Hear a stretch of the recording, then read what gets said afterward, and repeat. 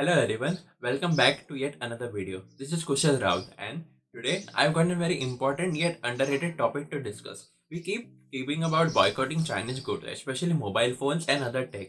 But have we ever dived deeper into why China has been in this position or why China has reached this position in the first place to dominate in the market? Well, everything can't be done by emotions. I don't want to discuss the Chinese phone situation in India simply because I feel there is not enough competition from non-Chinese OEM brands in India. Well, suppose think like this. When you are as a consumer, a price conscious consumer is put up in a market to buy electronic devices like smartphones. What are you definitely going to buy? Well, definitely you are going to buy a smartphone or any electronics which is more value for money, for your hard-earned money.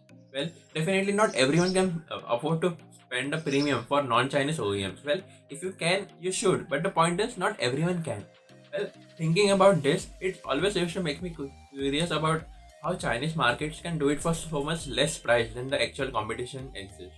Well, after all, the USA has the Silicon Valley, whereas the Shenzhen is the Silicon Valley of hardware for sure. So today, we'll dive deeper into the epic center of China's tech revolution center, that is Shenzhen. Tune in and watch the video till the end. It's going to be interesting. Let's get started.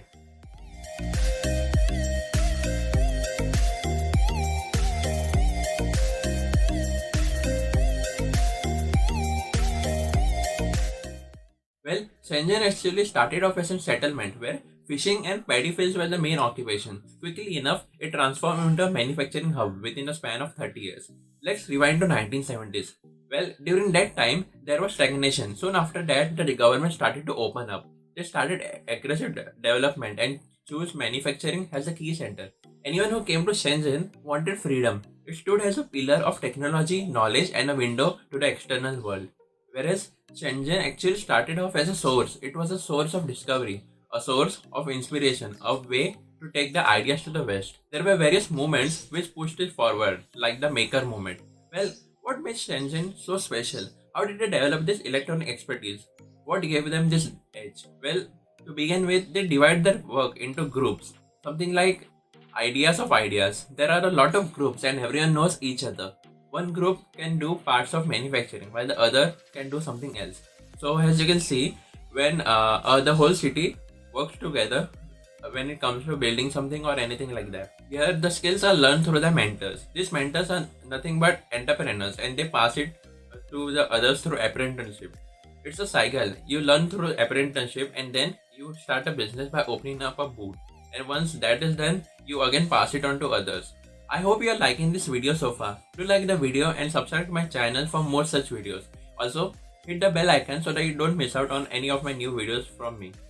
Well, without wasting any more time, let us continue. Now, in this age of capitalism where one always thinks about one's profit and one's growth at the expense of others, because most of the time all the manufacturers are here for fighting the cutthroat competition. Well, in Shenzhen, we get to witness one of a kind of collaborative environment. Well, where the more focus is on the collective development of technology and benefit for all of us. Well, if you are left wondering why do other companies don't grow, well, it's because in other countries like the US, there is not much open source world. Yes, it is there, but up to some extent. There is just more like a patent system, IP filings, lawyers, and so on. Well, all of these things acts as a hurdle and drag for small companies which are emerging and want to do something in the tech space. Well, for examples, we know that the US products individually has brands, while in China, it is simply called as Chinese products. It's simply because of collaboration. In Shenzhen, it is called sharing, while in the West, it is called as theft. Soon there were companies like Foxconn and Motorola, etc., which held the plants here. And there were some smart engineers who were got pissed off by the management, and they were like, "I can build a phone better and faster than these guys can. I can also make it for half the price if we just cut the crap." So they most of these people quit their job, then talked to their friends and created a supply chain and built copycat phones. This is how actually the whole concept of Chinese phones came into the markets. According to them, they just open source what they could have open source in the first place. I feel it was because of this mentality it gave rise to a phenomenal customizable ecosystem. Well, to conclude, these guys will continue to innovate no matter what.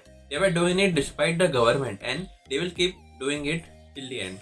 They will keep walking the parts, and if you're going to cut them down, they will simply make new parts. It's just that the people here have earned places by their talents. What they do in the future would be interesting to see, as they did this from the ground for 30 years. It would be great to see such collaborative zones crop up internationally too, but with a touch of uniqueness and not from a point of copying someone. I hope you found this video interesting. What do you think about this? Do let me know in the comments below. If you like this video, do subscribe to my channel as well and share this video with a friend so that they can know about the story behind Shenzhen as well. Thank you for watching.